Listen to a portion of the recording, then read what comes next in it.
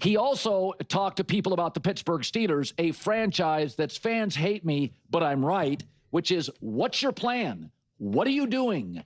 It's an offensive league. Why are you spending so much money on defense? Well, what do you know?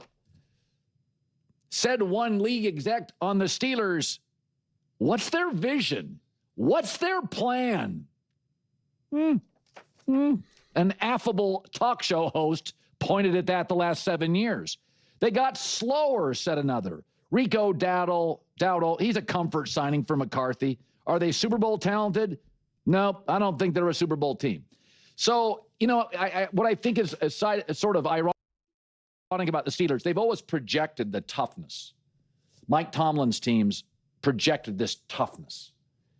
And, it's like the small town bully. He's got the barbed wire tattoo. He's got the 4x4, the cowboy hat. But he's really terrified to ever leave his hometown because he knows he'd have to compete in Dallas or the big city. A lot of smart people in those cities. And the Steelers have that kind of bully complex. We're tough. We're intimidating. No, you're terrified to rebuild. You're terrified to rebrand yourself. That's why you've had the highest paid defense as the league has pivoted to offense the last 4 to 5 years. That's why Aaron Rodgers is so valuable. He's at least maybe not a current model due to his age, but he gets offense. The Steelers have been the slowest team in the league, according to next-gen stats in 2024 to 2025. So as the league is getting faster and younger, the Steelers are getting older and slower. So they've projected all this toughness and all this, hey, we are the Steelers. No, what you are is slow and outdated and terrified to rebuild. I mean, what's terrifying in the NFL is Sean McVay going to 13 personnel midseason, changing his offense midseason, and you don't know what Rams offense is showing up next week. That's terrifying. Or what's terrifying is Vrabel takes his team to the Super Bowl in year 1 of the rebuild.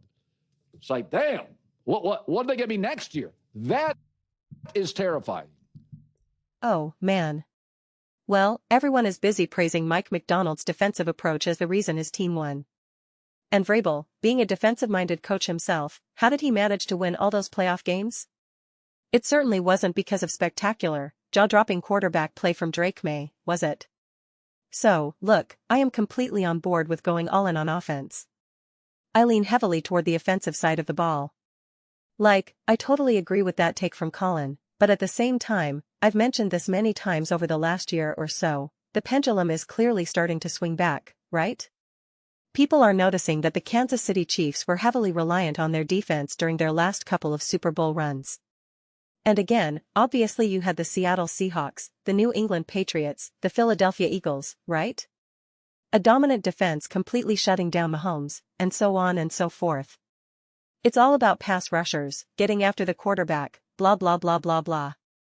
But then again, the Steelers went out and hired offensive coach Mike McCarthy. A coach that Colin actually praised and celebrated back when he was with the Dallas Cowboys. And he said that Dak Prescott is even better with Mike McCarthy around, and blah blah. And now Mike McCarthy is choosing to lead the Dallas Cowboys because he knows it's a disaster in that organization. And they put the power in Mike McCarthy's hands. Now, the Steelers go out and bring in Mike McCarthy, an offensive-minded head coach. So, they are clearly heading in an offensive direction. They've made legitimate moves on offense. DK Metcalf, Pittman, etc. They are doing the kinds of things you would want them to do. They're even trying to be creative and get themselves a monster of a tight end, a tight end who is literally the size of a house. They bring in the super brilliant, high IQ Aaron Rodgers. I'm not saying the Steelers have done enough. I'm not saying they've consistently been moving in the right direction, because I've criticized the Steelers plenty of times. Right? I'm not trying to act like, the Steelers are making all the correct decisions, blah blah, that's not at all what I'm saying.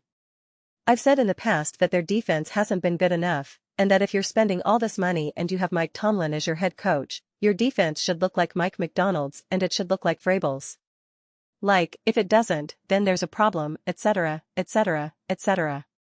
But, we don't need to pretend now that the Steelers are just sitting around doing nothing. And it's so funny because Colin is kind of doing a victory lap with an anonymous NFL executive right now. He goes, see, this is what I told you guys. But then in the segment before about the Buffalo Bills, he says, this anonymous exec doesn't know what he's talking about. So, it's like, is it the same anonymous exec again? I don't know, because I'll be totally honest. I don't read arty. Clees that are just reporting on what some random anonymous exec says. Like, I'm not the type to think, oh, let me see what the anonymous execs are talking about. That doesn't move the needle for me. I think it's all interesting, and I think it's interesting how Colin uses it as a jumping-off point. Let's talk about it. That's obviously how I'm using it, but I'm not like, oh, I don't call my dad and say, hey dad, what's going on? Oh, how's everything? How's mom? Blah blah. Did you hear what the anonymous exec said about the Pittsburgh Steelers, But that's like, oh, no, what did they say? I'll send you the link right now. You've got to check this out. That's just not how I operate. So, I don't even know. Is it a whole sea of anonymous execs? Are they all answering different questions? Is it just one anonymous exec and this guy is just taking shots all over the place? What are the Bills doing? What are the Steelers doing? It's like, okay. Is it the anonymous exec from the Cleveland Browns? Is he from the Miami Dolphins? What about the Baltimore Ravens, the Cincinnati Bengals? Like, who is this anonymous exec that has some issues with the Buffalo Bills and the Pittsburgh Steelers? Is there a common denominator here? Is there a common theme? Is there a motive? Again, listen, I'm not going to pretend like I love, all capital letters, love everything the Steelers are doing. But, I do appreciate the direction they are moving in. And at the very least, if you want to talk about what direction you're moving in, at the very least, they might have been facing the wrong direction before, and at least now they're facing the right direction. Whether they are actually moving in that direction, we'll have to wait and see. A lot of it will depend on how much juice Aaron Rodgers has left. And again, you have to leave that up to the people who really know how much is left. What can an Aaron Rodgers do with actual, reliable receivers? With some protection. With a consistent running game. With a play caller that he can feed off of, and vice versa. Right? Like, I think at this stage of Kirk Cousins' career and Aaron's career, it's very hard to evaluate. I personally struggle with it. It's very hard because I'm just like, I don't know. I really don't. I see the value. I trust it more than anything. And in a lot of ways, this is what I talked about all last season, you see the value of the Kirk Cousins and the Aaron Rodgers types over the young players who fundamentally don't know how to play football. Don't know how to understand being a quarterback. And so, you have these other quarterbacks who clearly lack the mobility, the arm strength, just the actual physicality of the game, and yet you'd still rather have them calling hike, right? You'd rather have them in the huddle, and the coaches would rather work with them, and that's why all the coaches were like, bring me Kirk Cousins. Sean McVay says, bring me Kirk Cousins. The Raiders' aide, bring me Kirk Cousins. So, there is obviously, that's what all the great offensive minds, the Packers want him. That's what all the offensive coaches say, give me the Kirk Cousins of the world. There's clearly tremendous value there. There's clearly tremendous value there. So, cough and clears throat, I liked what the Pittsburgh Steelers did. I liked some of the moves they made last season. And I think it was actually pretty good. Again, was it enough to get them over the hump to finally win that Super Bowl? It was not. But, I just think right now the moves they've made make a lot of sense. Are they taking big swings? No. Do I wish they were a bit more strategic about building a Super Bowl roster to get this thing going? Yeah, I do. I do. But in some of these conversations, we have to draw the line between what a team like the Steelers is doing and, again, what we've seen from the Cardinals, the Browns, etc., etc. And listen, I start running out of some of these teams as examples because a lot of them seem like they're all moving in the right direction. I like what the Titans are doing right now. I'm optimistic to see what the Saints are doing with Kellen Moore, etc., etc. And yeah, would it have been interesting for the Steelers, perfect example, to go hire a Kellen Moore as their head coach? And go out and either try their luck with Malik Willis, etc. Like, yeah, I'm all for taking those kinds of swings. I am absolutely, positively all for that and a big believer in those types of moves. I always love the aggressive moves. But I don't think there's anything fundamentally wrong with what the Steelers are doing right now. And it seems like they're comfortable with what they're looking to do, and potentially, again, I keep hearing some genuine momentum with Will Howard, so having Aaron there and Will Howard there, that's what I'm hearing. And again, this is what I've said before about the Steelers, if they actually have a plan and they believe in that plan, then I'm okay with it. It's when you don't have a plan and you end up where you are, then I'm just like, what are you doing? From the way I've been experiencing this, the way I've been interpreting this, it feels like they do have a plan.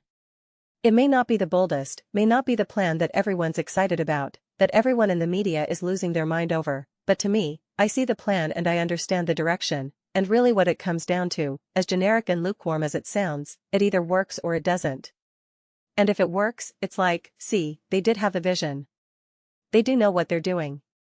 They are making the smart decision. And if it doesn't, then it gets reduced to, see, they had no plan. They're all afraid to rebuild.